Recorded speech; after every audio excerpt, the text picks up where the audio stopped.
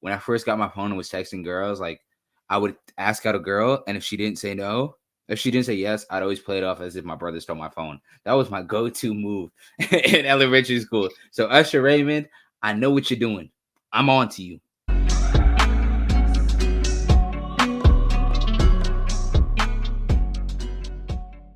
You see Tony Khan wearing the neck brace for the Jaguars. The neck brace was hilarious in context to the fact of him getting pile drove on AEW. Yeah, it's funny. Did you see what he said?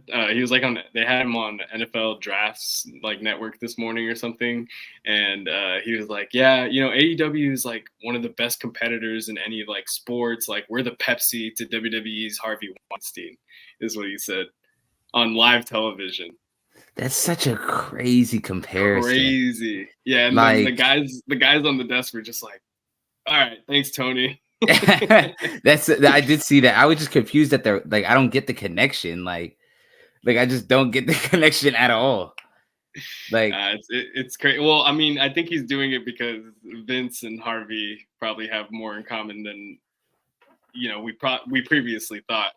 But hey, you know what? That's just Tony, I guess, stirring the pot a little bit in the pro wrestling community, and I'm here for it. But.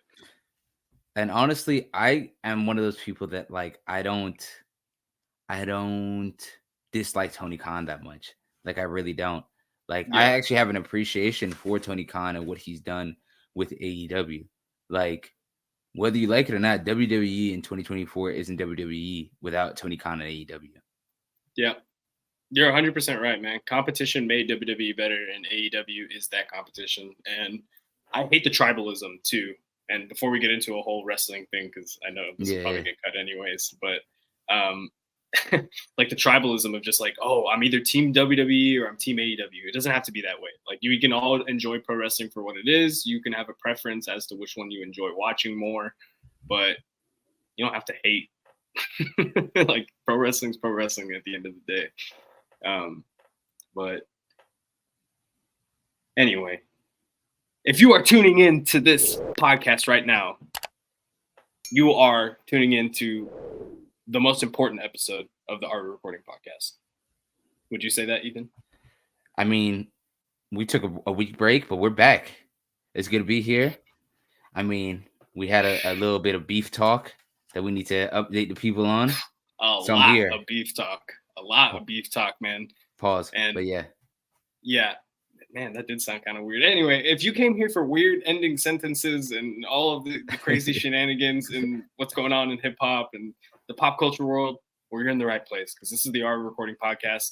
I'm your host, 007 Gage Sutton. I'm here with the young Rottweiler, Ethan Hamilton. That was one of my weaker bars. Pure Temptation. Yeah, not your best, but it's okay. It's all right. We're back.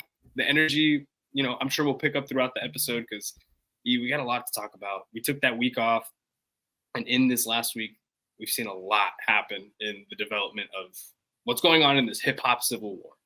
So let's get right to the shits, man. Let's talk about Drake and this new diss track that, funny enough, as we're recording this, I think it was two. Oh, yeah, 2 diss tracks. Yeah, because we haven't talked about his first one either. We never talked about push-ups. Damn, we never talked about push-ups. Okay, well, let's get into it then, because push-ups is the first one we need to talk about. And push-ups was, I think you kind of called it, is like the general warning shot to everybody. It's like, man, y'all are teaming up. What's this? What's this? A 20v1? That's kind of like the vibe that Drake was throwing on that. Like, hey, anyone can get it. This is just a warning shot. And Ethan, what did you think of push-ups, man? Because I liked it a lot. I did too, man. No complaints here. I think Drake did exactly what he needed to. I think the odds were stacked against him in that position, but he came out firing. And now I'm excited to see how Kendrick responds. Well, not just Kendrick, because I feel like the only downside of it being a 20v1 in quotations is that it kind of makes Drake into a heel. Because even with the Pusha and Kanye situation, he was never the heel. He was never the bad guy. It was Pusha and Kanye were the bad guys in those situations, which kind of put Drake in an awkward position because he's always viewed as the nice guy. And in that situation, he was trying to be viewed as something else, and it kind of didn't work out in that sense because Push and Ye were the quote unquote bad guys in that situation. But now, since everyone's ganging up on him for whatever reason, we still haven't figured out why they're all upset at him. Beside of the Kendrick one of him just being him thinking he's better than Drake, but everybody else, we still haven't figured out why they are mad at Drake. So to see that he responded and the diss track is good. We first got it leaked like a couple hours before, and we all thought it was AI. And we're going to talk about it later in the show of like how AI is kind of really ruining this whole beef at the moment. But when we found out it was real, we got the real beat for it. It got on streaming. It's a great diss track. It's a good jab to everybody. Hey, man, and I'm really glad that like the snippets that we were hearing on Twitter weren't the final cut, and that like I remember when I first heard it, I was like, okay, all the people saying it's AI, I don't think it's AI. This sounds just like Drake. It doesn't sound like AI. And you'll kind of get what I mean when we talk about the next thing. But I wasn't a big fan of the beat selection for the snippet, and then now for the final release, I think they nailed the production. The verses were hard hitting for everyone. Everyone caught a shot. Rick Ross, The Weeknd, Future, Kendrick, everyone who had anything to do with the Metro album was referred to on that track. And yeah, man, I think Drake was in his bag, and I'm just excited to see how everyone else is gonna respond because, hey, yeah, y'all wanted this. This is what Drake, Future and Metro and Kendrick wanted. They wanted to pull the boogeyman out of his cave, man. And that's the boy's done with his tour. He's ready to go. He said it. He's ready, and I believe him. Like Push Ups is a great track.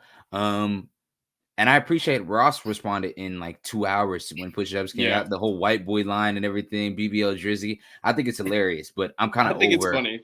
I'm kind of over Ross and Drake. Like it's done. Like I don't. It's main event time. Like Ross and Drake don't care no more. Even The Weeknd and Metro and Future, y'all, we can do this later on at the end of the year. Yeah. What we want is the main event. And just like what we were a couple of weeks ago when we were talking about the Like That verse, Kendrick Lamar, Duckworth. Man, you are on the clock. Yeah, he is, man. And it's funny because I'm going to shout out guest of the show, Christopher Brocker, man. Mr. CB, he sent me a tweet last night that said, "Is Kendrick Lamar the greatest ducker in hip-hop history? Look at the stats below. Kendrick has not responded to Big Crit's diss track for 11 years. Kendrick has not responded to Lupe's diss track for 11 years. Kendrick has not responded to Hobson's diss for 11 years. Kendrick has not responded to Jay Electronica's diss for 8 years. Kendrick has not responded to Freddie Gibbs' diss track for 4 years. And he's once again ducking Drake in 2024.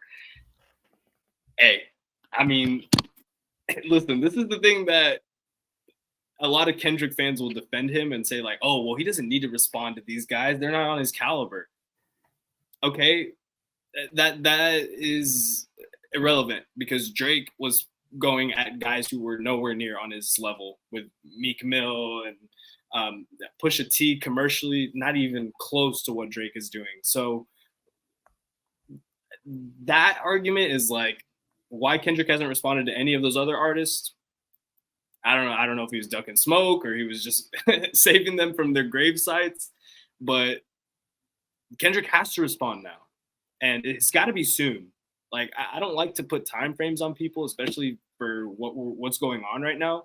But Kendrick's got to respond soon, especially with this new AI diss track, which we'll get into more detail. Obviously, we've been talking about it, but we just have to get all of this out into the world first before we get into that, because I also love how Drake is embracing this beef. Like he's not getting caught up in all of. He's not, and he's like embracing it. He's like, hey, this is mind games. Feelings are gonna get hurt. Let's just throw all caution to the wind, man. At the end of the day, this is what the sport is about. This is what hip hop is about. And if I'm the top dog, I'm going to treat it that way. And I'm going to come at you with every bar I got, every mind game, any way I can get under your skin. And that's what Drake is doing right now. And it's perfect. Yeah. And honestly, I don't have a problem with it because he rapped. Like, and to go to your point is like we're making this stuff about Kendrick being on the clock, and I agree. I think Kendrick's on the clock from the perspective of it's his time. He needs to respond to the diss. Like, he needs to respond to the diss. I'm not saying wait 10 years to respond, but within the next month, it's been 2 weeks, so he's got about like another 2.5 weeks for me, just from the point of view of like the whole like I waited 4 days, nigga. Where y'all at? Like, that's dead because these are the two biggest rappers in the world. And when they decide to respond to each other, we're going to drop everything that we're doing just to hear them respond. Yep. And I think the fact that Ross dropped a diss track played a part in Kendrick waiting. I think Drake dropping another diss track, the one with the AI, Tupac and Snoop Dogg one, played a part in Kendrick waiting a little bit longer. Just for it to die down and him to come out of nowhere. Not that he's coming out of nowhere, just for him to get the full shockwave of his diss. Because I do believe Kendrick Lamar is going to have a diss track. And I think it's going to come soon. I also do believe the reports that he has an album coming soon. I very much believe it. Because Kendrick doesn't just pop out of his hole. Like, unintentionally. Like, he's very intentional with what he's doing. So I'm with you. I think he has something coming. And I don't think that he's using Drake to sell the album. Kendrick Lamar doesn't need Drake to sell the album. Like, let's not do this. Like, OVO fans, I really don't want to hear this shit. Like, I really don't. I also don't want to wait and hear Kendrick's response on the album. Like, we needed Drake diss track separate from the album. You can diss him on the album, but we need a Drake diss track before the album, because I didn't give Drake a pass for the Pusha and Kanye stuff, because Drake did that. Let's not, OVO fans, let's not forget. Drake never responded to Story of Adidon. He went to the LeBron interview on The Shop and was crying about how he was going to take it too far and it wasn't about rapping anymore. Cool, whatever. And then Scorpion came out and the whole side A was just dissing the hell out of Good Music, Kanye, Pusha T, everybody. So Drake fans can't get it off. But I'm also not going to give Kendrick a pass if that's what he decides to do either. Before the album, if we're getting an album or a project, I need to hear a Drake diss. And I'm not mad at Drake doing the AI. How do you feel about Drake with the AI track? Oh, okay. So now this is where we're getting into it, because if you aren't aware, Drake dropped Push-Ups, and then he dropped this AI track where it's very obviously him rapping with an AI voice moderator or modifier, and he sounds like Tupac and then Snoop Dogg for the first two verses, and then he has one basically at the end just like prompting Kendrick for his response, like telling him like, where you at, man? Like, and this is the thing. This is why I brought up that, like, I love that Drake is playing into it, because in this situation, like you said, he is the heel. He's playing into it. He's playing mind games with Kendrick with this Tupac Snoop Dogg thing. And when I first heard it, it's cheesy. It's like, it's obviously AI. We know Tupac is not rapping this shit. It sounds just like Drake in the cadence and everything.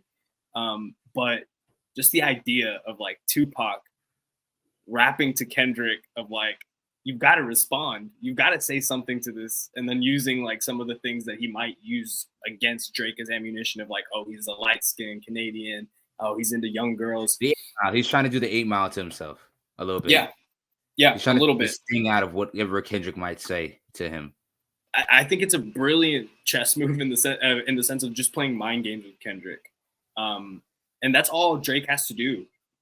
And all he has like been thrown into the position to do. Like, he's been treated as the villain. So he's like, I'm going to fully embrace it. I drop Push-Ups. Kendrick, hey, this one's for you, buddy. I'm just trying to get in your head. I'm just trying to get you to like miscalculate a step. I'm with you. I think this the Push-Up track was an actual diss, and I applaud him for it. I think the AI Tupac tailor made. I think it's a very good chess move. I don't think it's a great chess move, because I think it's more towards a bait. I think he's trying to bait Kendrick into coming out early.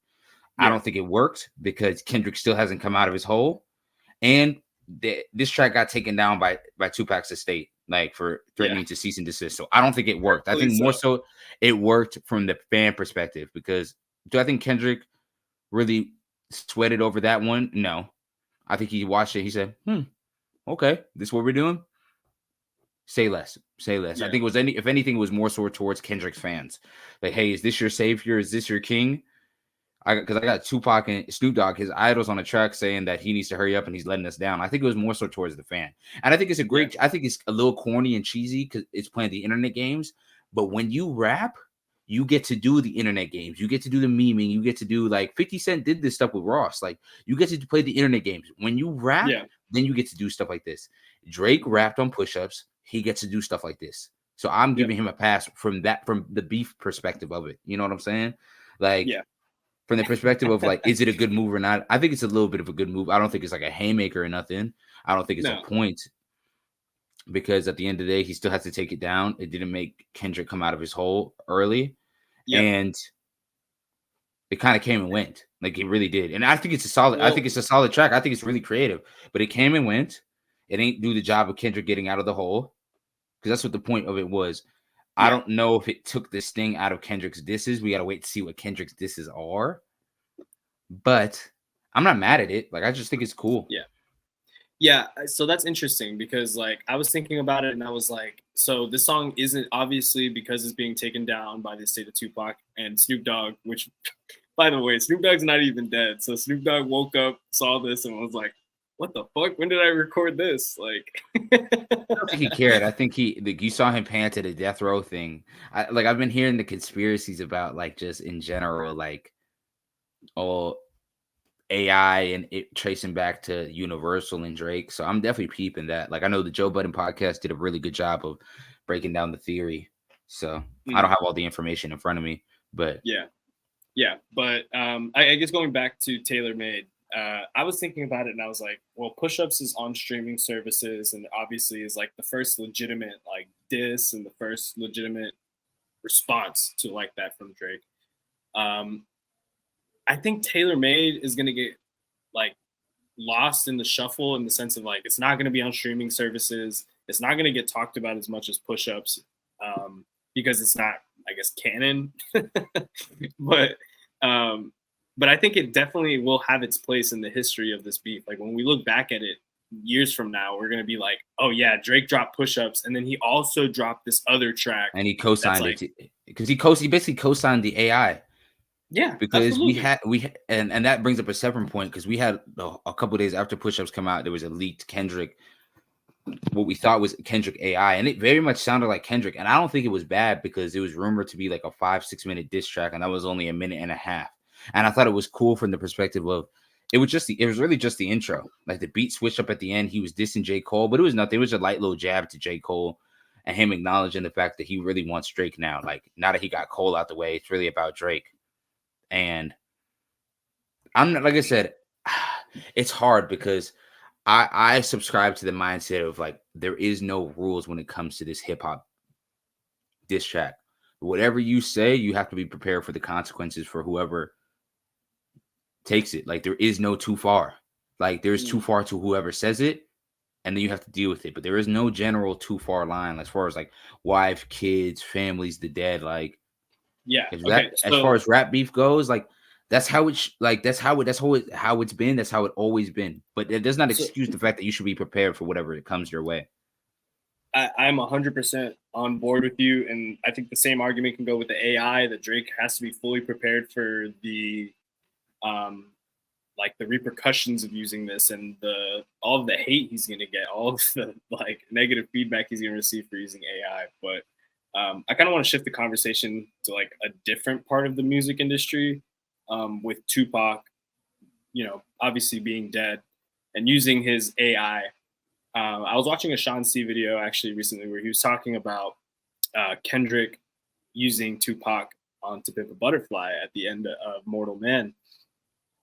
And Sean C used the word grave digging. I think that's a little like extreme, but what do you think of that? Like, do you think there's a difference in Kendrick using Tupac as, like, using Tupac at the end of his album and Drake using AI Tupac like this? I think it's a big difference because Kendrick's using it in the art form of, like, telling a story in the album. I'm not saying Drake isn't telling a story as far as the diss is concerned, but it's also a real Tupac verse.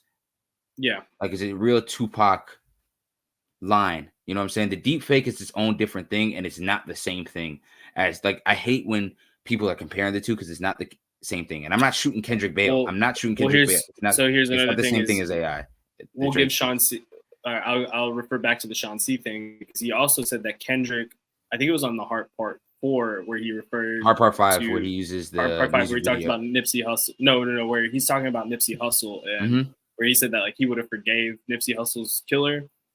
Like I think there are a lot of people who misinterpreted that line in the sense of like it's not the same thing as AI. Like him rapping from a perspective of if Drake rapped it from the perspective of Tupac and Snoop Dogg without using the AI voices, nobody has a problem with it. It's not the same thing as what Kendrick did on the Heart Part 5. It's not. Like the deep fake is just a part of the music video. And he's doing it to make people understand the verses better. Like it's not the same thing as AI using someone's voice artificially.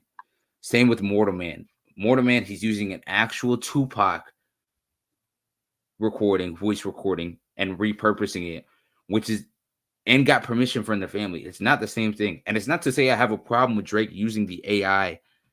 I don't. It's battle rap. It's dissing. I don't have a problem with it. There is no lines. I'm not making it like, don't get it misconstrued.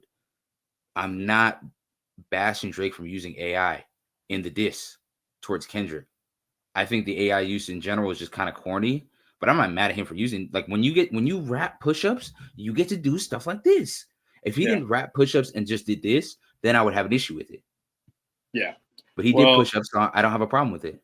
Hey, the word I was looking to hear from you was permission too, and I think that's like the big difference, and where like I find the differences here between the two things that you're saying is like Kendrick had permission, and this is completely different in the sense that this isn't like altered in any way. This isn't like Kendrick saying something and adding a modifier to his voice. This is something Tupac had already recorded, an interview with him. But yeah, I mean, I'm kind of with you in the AI sense of like, it's corny. It's funny for the sense of like, okay, you get to stir the pot, meme, try to get Kendrick out of his hole. It didn't work. You have to pull the song down. Cool. But that's kind of as far as it goes. That's kind of as far as it goes with that right now. Like Kendrick hasn't responded. Drake's having to take the song down. He's kind of up to his social media antics, and we'll see when Kendrick responds. But I think, but honestly, I think this is a part where we talk about how like Drake's past beefs have helped him, because I can tell he's learned a lot from the Pusha incident by not jumping out the window all the way. I can tell he learned from the Meek incident about poking fun at Meek's street cred, the same way he's trying to poke fun at Kendrick's authenticity and Kendrick's street cred, even though Kendrick's not in the streets. You know what I'm saying? Yeah. And I think this is where Drake has an advantage, is that even though we haven't heard of Kendrick this yet, so we don't know where he stands on the totem pole, but we can tell that Drake's definitely learned, and it's going to be a hard out for Kendrick. Yeah, we're going to see when Kendrick responds, how he's going to respond. But what's undeniable is that these two guys starting to go at it, these responses, all of this going on has gotten the rest of the hip hop industry kind of riled up, because we've also seen a beef between Quavo and Chris Brown.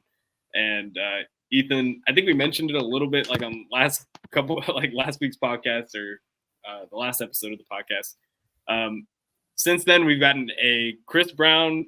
I think we've gotten 2 Quavo tracks. Well, Chris Brown dissed him on the deluxe of 1111. Yeah.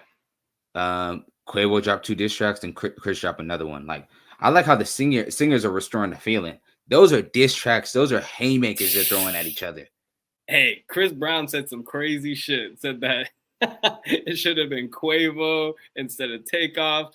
That is crazy. They was. Woof. Quavo bringing up Karuchi and Sweetie and Rihanna. Like, I don't know how I feel about him bringing up like the Rihanna stuff. Like, yeah, it's a diss to Chris that like that incident happened, but at the same time, Rihanna got nothing to do with this.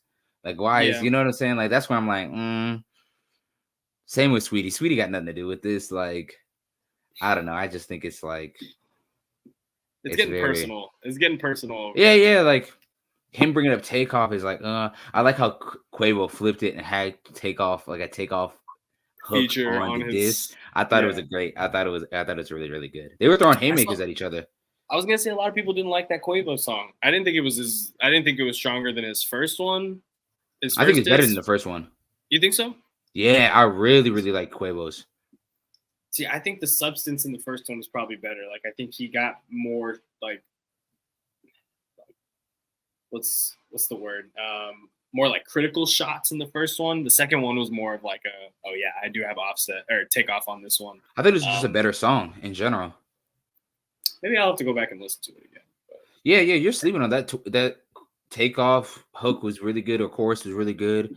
Quavo's lines, it's kind of rehashing the stuff he said the first time, but I liked it. I liked it a lot. I think that's kind of the end of those two. I really don't see Chris responding again. I think it was maybe throw a couple lines here and there, but if this is the way 2024 is going to go the rest of the year, I think, because I don't think this Kendrick and Drake stuff is going to die down anytime soon. No, we're just getting started with that, man. And there's still so much on the horizon. Like you just said, we are about to get into May. Summertime's coming. I know. The summer is when it's going to be the most popping, bro. We're going to have the continuation of this beef. We're going to have artists dropping new albums, surprise albums, I'm sure, in the summer too, because we always do. We're always going to have an artist that we don't expect to drop this year who's going to drop an album out of nowhere. And we've got returns of artists that like we didn't think we would get a substance album from them again. And that includes Chance the Rapper, because I want to talk about Chance the Rapper, man. Chance the Rapper. Chance. Chance fans can finally come out of hiding. I'm so excited. Hey, we have common ground here, man, because I think you and me are both Chance fans. I think you're a bigger Chance fan than I am. I like Chance. Chance is one of my favorites to this day still. That's the thing is, like, you and me, and that's why I say we have common ground, is we've both defended him after the big day. Like, we know that it's not his best project, that it was a total flop in comparison to his other work, but we're not holding that against him and saying that, like, oh, this is how his career has to go.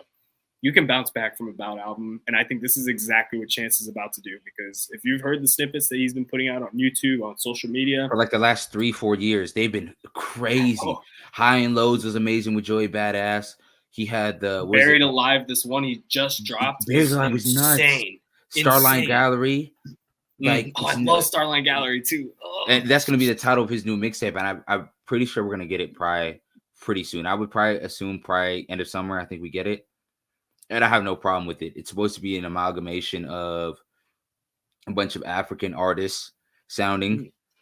He's already said it's going to be a very worldy album, which I'm excited to hear. I think Chance has that really, really good ability that old Kanye had, where it was back against the wall, motivational rapping that didn't sound preachy, but it sounded very like it just means so much. You know what I'm saying? And that's honestly one of the biggest reasons why I was drawn to Chance on 10 Day, on Acid Rap, because he gave me that feeling that Kanye gave me when I first heard it. And it's my favorite feeling in general in music, that motivational, that like, not even false bravado, that like you can do anything type of music. Chance has that in his writing. And I think when you put Chance with his back against the wall, which is this project, you hear it, bro. Like, that style of rap, when he's the underdog, it just works so well for him. It really does. Yeah. And honestly, I'm glad you said that, because I think that is what makes Chance so endearing. And when you add in the production too of these tracks, like the very orchestral, like the choir, the gospel. Yeah, like choir, like very glamorous, like it's awesome. I think that's where Chance excels. And I'm excited to see what he does on this album, man. Everything that you've said about it, in the sense of, you know, getting other artists involved and like finding different sounds, I'm all for it. I think Chance is at his best when he's experimenting, but like, let him experiment. I think that's what he's been doing the past 2-3 years. Like, he's been doing shows in Africa, doing shows still in Chicago. I'm really excited for this project, man. Like, because I'm agreeing. He's gone through a lot personally too. Yeah, he got divorced. He recently, it was announced that he was divorced. He broke up with his manager right after the big day came out. They had a big lawsuit about it. Like, and don't get me wrong. If you've been on the Ethan, if you've been on the internet, you can back me up on this too. Everyone who was having a conversation about Chance the Rapper on the internet, most of the time it was in a negative connotation after the big day. Like, Chance saw all of the negative comments that were being thrown at him after the album. Chance is washed. And it was affecting him negatively. Like, even the video of Kanye screaming at him during I think it was the Donda or Jesus King writing sessions. Like, I'm just so excited for Chance, and just as an artist and the person I've seen on social media, like, I'm excited. I'm really excited for this project because, don't get me wrong, the big day was a flop, but I don't think it was one of the worst albums I've ever heard. I think it's one of, like, I went back and listened to it. Like, it's not a good album, but it's not one of the worst albums we've ever heard. Like, that narrative just kind of just ran with it, and the whole "I Love My Wife," that wasn't the entire album. And so, but that's what happens, man, when he was on top of the world like that. And I think definitely he's gonna get a lot of that back, that acclaim back, because from, like I said, the songs I've heard from Starline Gallery, I just need him. I already have him in my phone, but like, I need him in my phone officially. Yeah, he's back in his bag, man. He's really rapping, and all the things that made me love Chance early on, the clever wordplay, the motivational stuff, like you said, is here in this new stuff, and I'm just really excited to see what he can come up with. Besides Chance, we've also got Childish Gambino coming back, man. Donald I'm Glover. excited. Oh, man. Apparently he's gonna release that 314-20 album, the COVID album, which I love. I still play it to this day. I love that album. I think he said he's coming to He's going to release that album like on streaming again, like fully packaged. I guess he's kind of gonna remix or remaster a lot of the songs on there, which I'm excited for. I need the vinyl for that. 322. I think it's 322-20 or 312-20. I think there's a name especially for the album that he announced.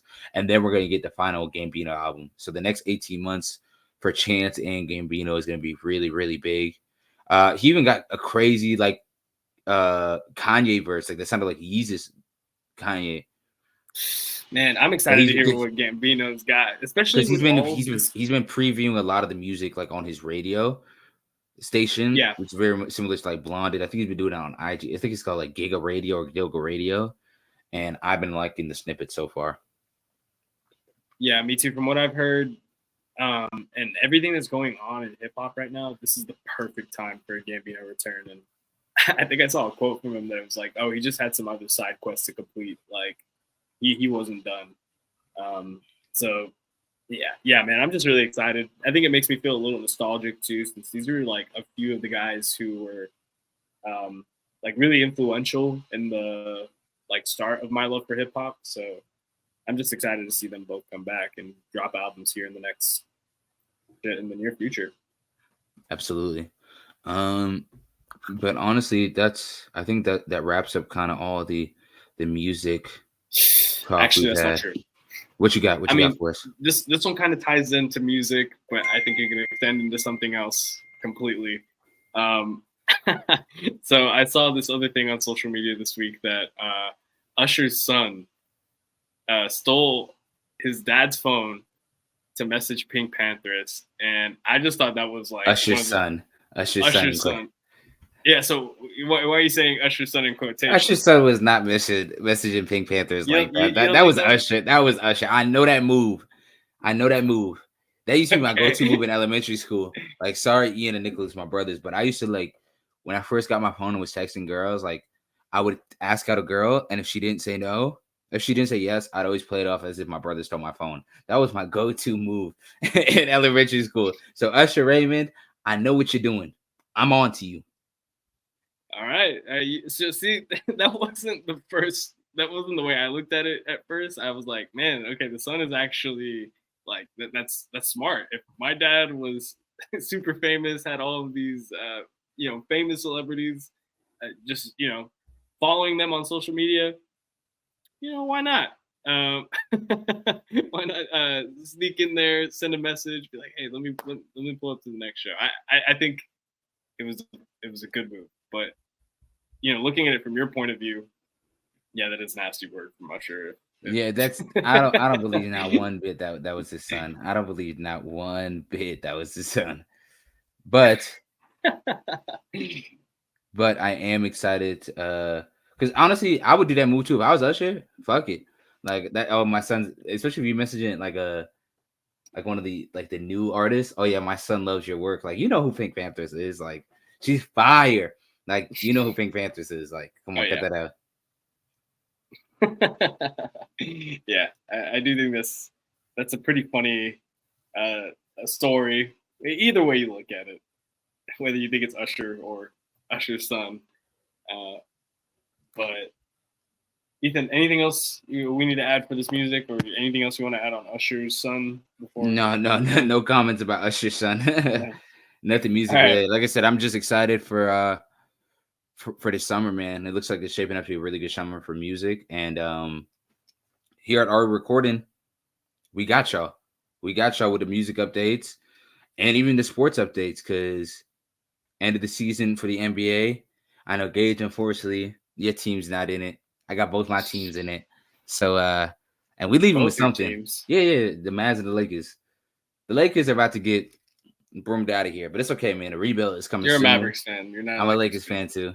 The rebuild is coming soon. So, but yeah. Anyway, hey, you know what? I'm happy. Us Lakers. You need to pick your team. I have my two teams. We are here during the NFL draft, or I guess day 2 of the NFL draft. And Ethan, when I was talking to you yesterday about this episode, you told me, "Oh yeah, I'm so ready for my team to draft tonight." And I was like, "Yeah, I think the Cowboys should be pretty good picking offensive line." And you're like, "No, I think Xavier Worthy." I was like, "Xavier Worthy? What are you talking about?" And you're like, "Yeah, I'm a Chiefs fan." I've always been a Chiefs fan. It's kind of it's within me. You know what I mean? I support Dallas sports. The Cowboys are cool. You know, I've spent some time with them, but the Chiefs fan, they were the original team in Dallas. You spent some time with them. I spent some time with the Cowboys, but I'm a Chiefs fan. I'm really a Chiefs fan for now. All right. But well, hey, we can get into it more later at a later date, because next week we can do like a full breakdown of what happened during the NFL draft. I'm sure we're going to see a lot more trades, and we'll get to talk about how your Chiefs did. And how the request for 3 might have done. Request for 3. Shut the fuck up. All right, let's move on. But we'll talk about the NFL stuff next episode. I want to talk about the NBA playoffs, but before we get to the NBA playoffs, because there's a lot to talk about, a lot of storylines there, Ethan, it's time for our favorite segment, and I think we got to nail this one. You ready? Yeah. Put you on. I think we. Man, yeah, we was a little off key on that. Yeah. It's okay. We took a week off. We're here. We're getting knocking off all the rest. Yeah, we just need more rehearsals, I think. So all of the countless hours of tries, we've done that. We just gotta put in more. Ethan, you want to start with movies or music this week? I want to start with music. I mean, my original pick was going to be Chance's Buried Alive, but I'm gonna go with the song that's been on every single video I've heard on TikTok for the last 2 weeks, and it finally dropped today. And that's $1 Million Baby by Tommy Richmond. It is fire. Tommy Richmond, I wouldn't say he's kind of rapper singer. He was on Brent Faiyaz's most recent album on Upset. So smoked his feature, and $1 Million Baby.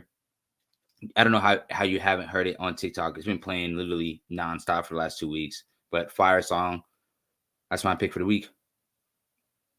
Awesome. Yeah, when you said that name, I was like, man, why does that sound so familiar? He was featured on the Brent album. Yeah, I'll have to check it out. I really liked Upset and the entire Brent project. So if it's in that same lane, I'm in. Who you got as far as music? All right. So for me, I am going to go with an upcoming album, or I guess a single leading up to the album. And it's an artist that was featured on Beyonce's album, and his name is Shabuzi. He's got an album coming out called Where I've Been Isn't Where I'm Going. It's a mix of country and hip hop. And I just really like his style. I grew up listening to country music too, so I think he does a good job of just like making it sound good, man. I really don't know what else to add. If you like the Beyonce country album and you like more like authentic country music, this is probably more up your lane, or like more up your alley. I'm with you. I guess to move on to music and TV. You and Dylan a couple weeks ago talking about not Grammys, but Oscar movies that you guys watched.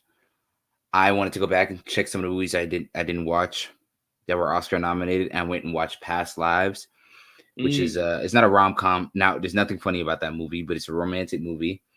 I was bawling my eyes out. I've started to notice I'm a big ass crybaby when it comes to watching movies. Big baby. I'll bawl my eyes out in the movies.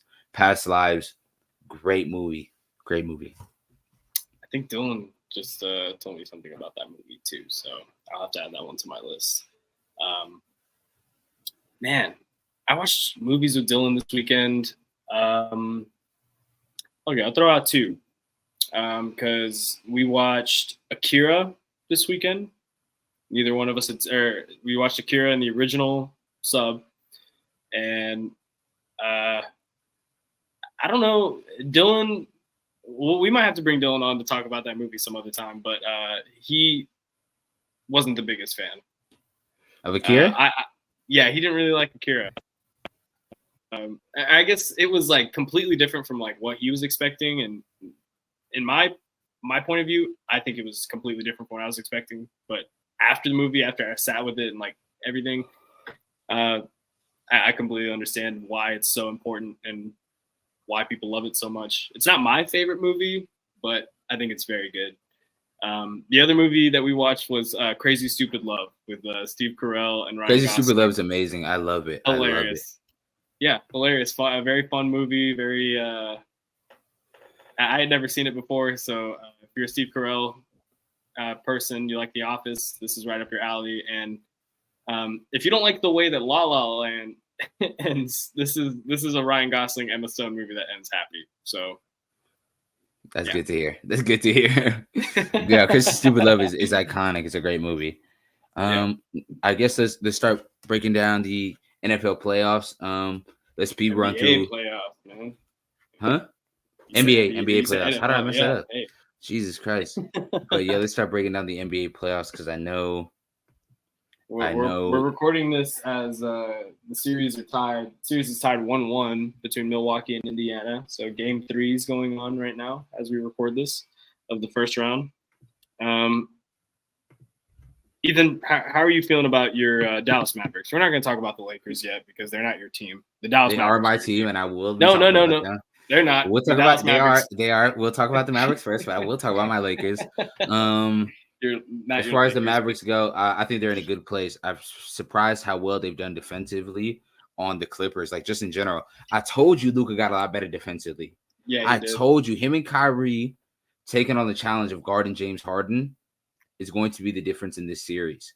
Because I think defensively, the Mavericks have played great. I think PJ Washington has been really, really good. I think in general, the Mavs role players have kind of been underwhelming, especially Gafford, Derrick Jones, offensively, underwhelming offensively. Gafford, Derrick Jones Jr., Josh Green, and Hardaway, they've kind of been underwhelming offensively. And that's just because the Clippers have done a really good job switching everything, especially making things difficult for Luka because he's been turning over the ball uncharacteristically on offense a lot. But I like the way they've been playing. Games 3 and 4 are going to be played at home. So hopefully, you know how it is. Role players always play better at home. So I have no doubt they're going to play better. I just need Luka and Kyrie not to take the foot off the gas defensively. Like for us to have championship aspirations, that's what it's going to take. And I'm not asking Luka to be locked down like how he was the past 2 days because he has been locked down. But I need them to not be cones. Like I need them to not be cones. Because eventually Kawhi's going to get it going. Like that's Kawhi Leonard. Same with Paul George and James Harden. So I need you to do your best in minimizing that. Well, you know how sorry, I was just going to say, you know how I feel about the Clip. You know how I feel about the Clippers. I think you guys are in a really good position. I say you guys, the Mavericks. The Mavericks are in a really good position to win this series because you take one in LA. And like you said, even though the role players haven't been playing great, you've got Luka and Kyrie, and they're keeping you in this series. I with the Clippers have always just been, I want to see it before I believe it. And even with Kawhi, because we know how good Kawhi can be in the playoffs. Can he stay healthy through the playoffs is the big thing. And he was banged up coming into the series, and it's probably a big reason why they're tied right now, 1-1. So I don't think my prediction is going to change. I think Dallas wins the series, in my opinion. I think LA can probably take it to game 6 or 7, but I think it's going to be all dependent on offensively how well Dallas does at home, because, like you said, Dallas got blown out in game 1, and in a game that beforehand they probably should have won. No Kawhi, that's the game you need to steal. But game 2, Kawhi's there and they steal it, so the job is done from that aspect. Now go win the games you're supposed to win. Dallas is better at home than they are on the road, so that's going to affect it. I think it just really comes down to, can Dallas keep up the defensive just energy in general? Because PJ Washington has done a great job on Kawhi and Paul George. I think Kleba and him did a lot better in game 2 against Zubac, not making him look like Zubac O'Neal like he did in game 1. I need Gafford to give me something, though. He's been one of the best finishers around the rim ever since coming to Dallas, him and Luka pairing. But he's been MIA this series. I think Lively, he's a rookie. Like, how much can you really expect? Like, especially with him having the tragedy go on with his mom. Like, I'm not really expecting that much from him, man. Like, and it's not a bad thing. Like, bro, he's going through a life-changing thing. And at the end of the day, this is just basketball. So I hope he can contribute great, but I'm not, like, realistic for it. Like, this is his first playoff series, too. He's been hurt in and out, hurt. He's been great when he's played, but he's been hurt a lot throughout this year. It's his rookie year, and the stuff with his mom. Like, I just want to see him just play and do the best that he can. So I'm not really going to get onto him, even though I think he played a lot better in game 2 than he did in game 1.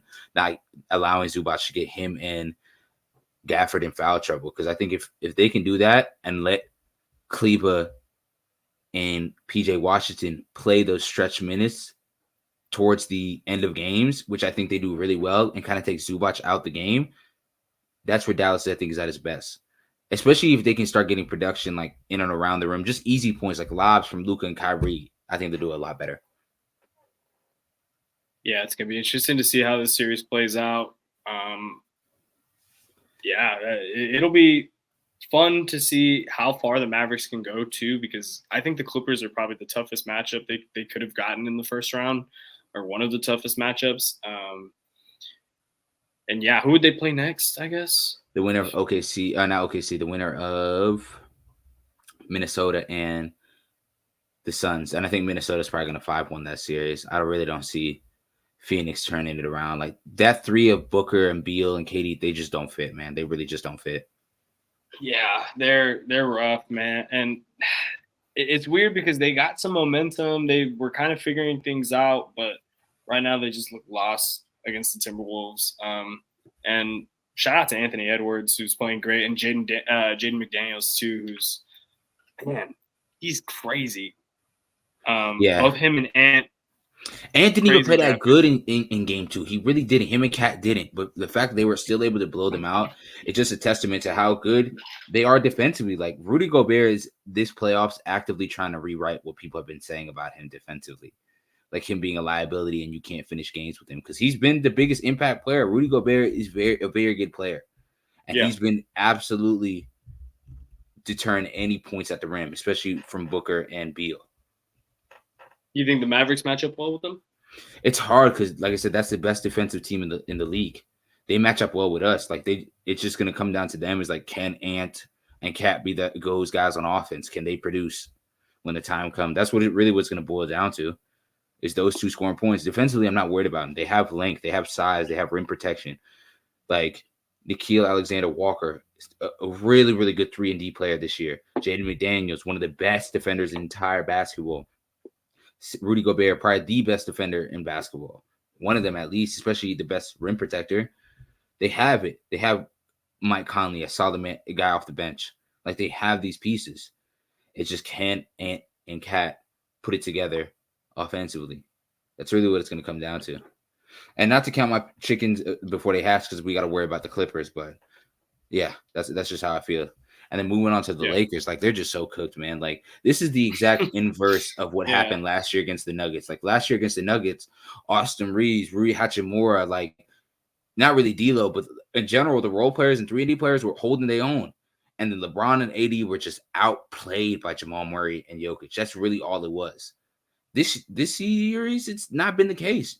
They're holding their own. They're going mano a mano with Murray and Jokic.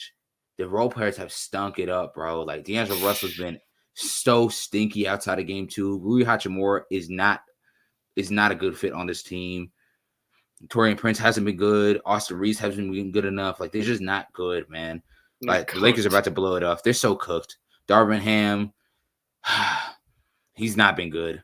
Like, don't get me wrong, the Lakers losing 11 straight is not entirely on him. But when you're losing 11 straight and all 11 games have been close, and you just cannot get over the hump, not even once, that falls down to Darvin Ham too. Yeah. Well, real quickly, let's talk about Bucks Pacers right now. As we're recording this, it's 1-1. The Pacers are up by 12 at halftime in this game. How do you feel about the series overall with Giannis being hurt? And honestly, Tyrese Halliburton not playing his best basketball in games 1 and 2. It's not really mattering because Siakam is proven to be worth all his weight in gold. Like he's been a very good scoring option for them, especially trading what they had to trade for him at the trade deadline.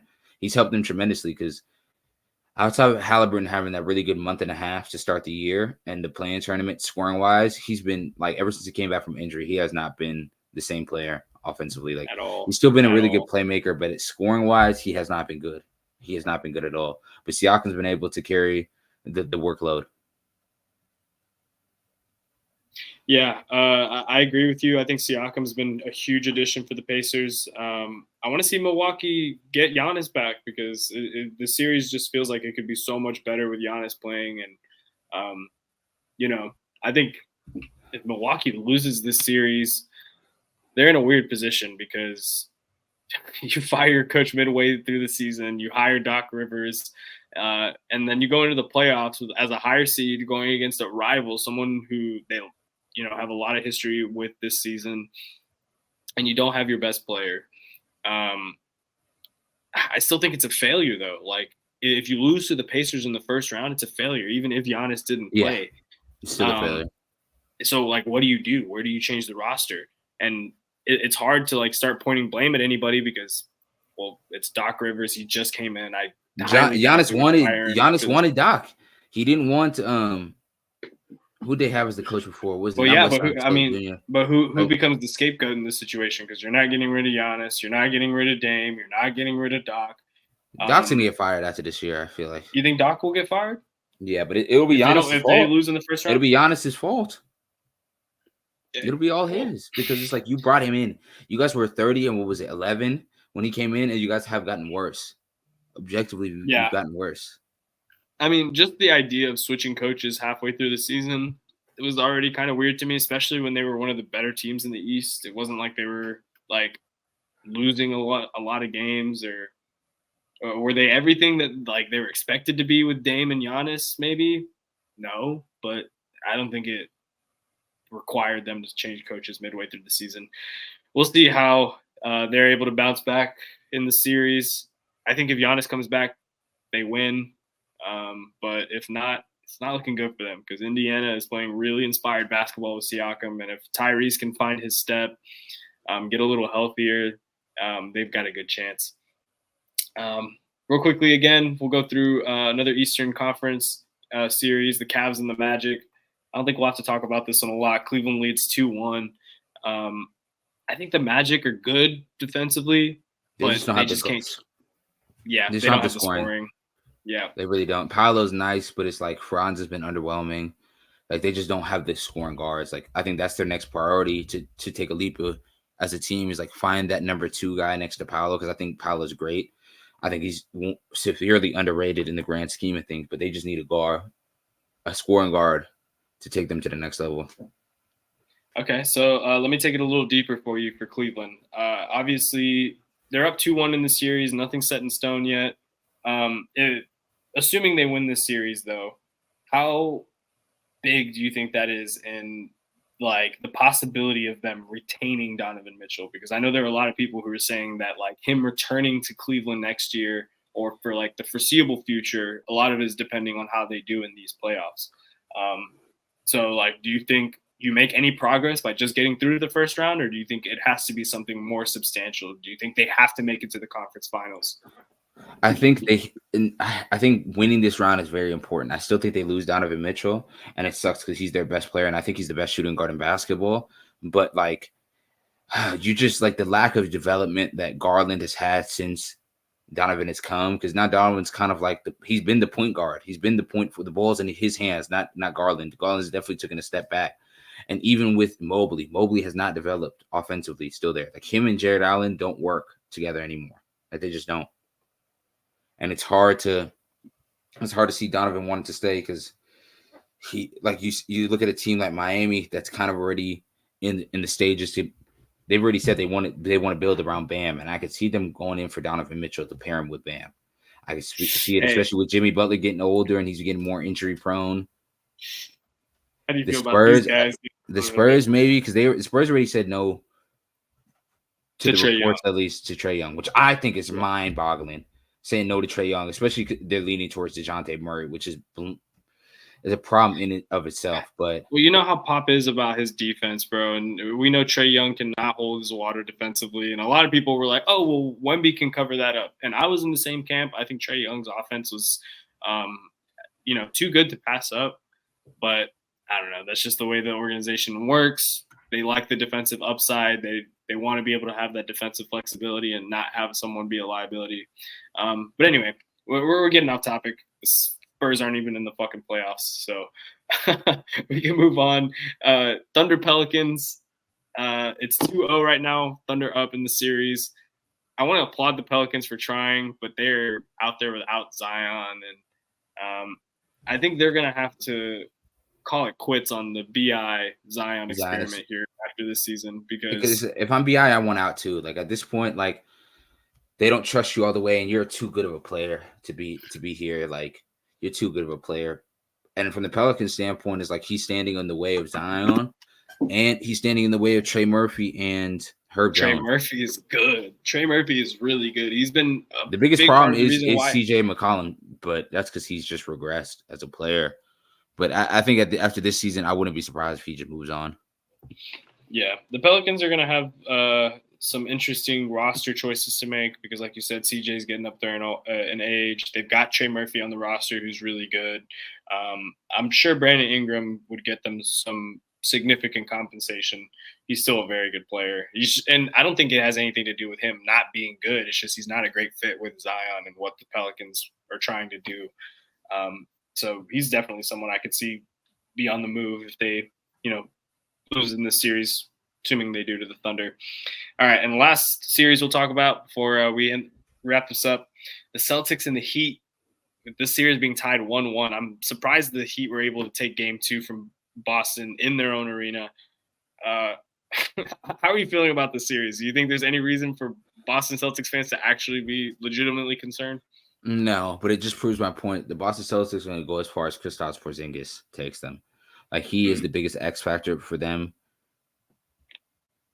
in the playoffs in general because he's a matchup problem when he wants to be a matchup problem.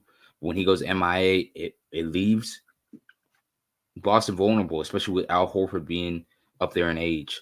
Like it really does. Because they have no excuse to not make the finals. They have no excuse.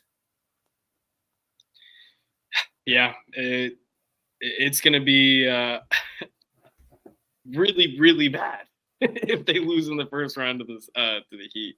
With no Jimmy if they either? lose at any point, with no Jimmy Butler either, that would be a tragedy for Celtics fans. And hey, I mean, I think a loss at any point throughout the playoffs would be bad for them. Like a series loss would be bad for them at any point throughout the playoffs. They are the best team in the East. But losing the first round would particularly sting, especially being so dominant in the regular season. But any final thoughts on the NBA playoffs? I'm sure we'll talk about it more as they continue and we keep recording episodes. But anything else you want to say? Nope, none for me, man. I'm excited for these playoffs. The season's gonna come. It's already like gonna wrap up soon, so I just wanna lock in and watch ball. Hey, the summer is popping. We've got a lot going on in music and sports. So make sure you're following. Make sure that you're subscribed. Make sure you are keeping up with all of that stuff on our socials. We will do our best to keep y'all updated with all of the Drake Kendrick beef stuff. Any draft, playoff coverage that we can get y'all. Hey, the Our Recording page is the place to find it. So.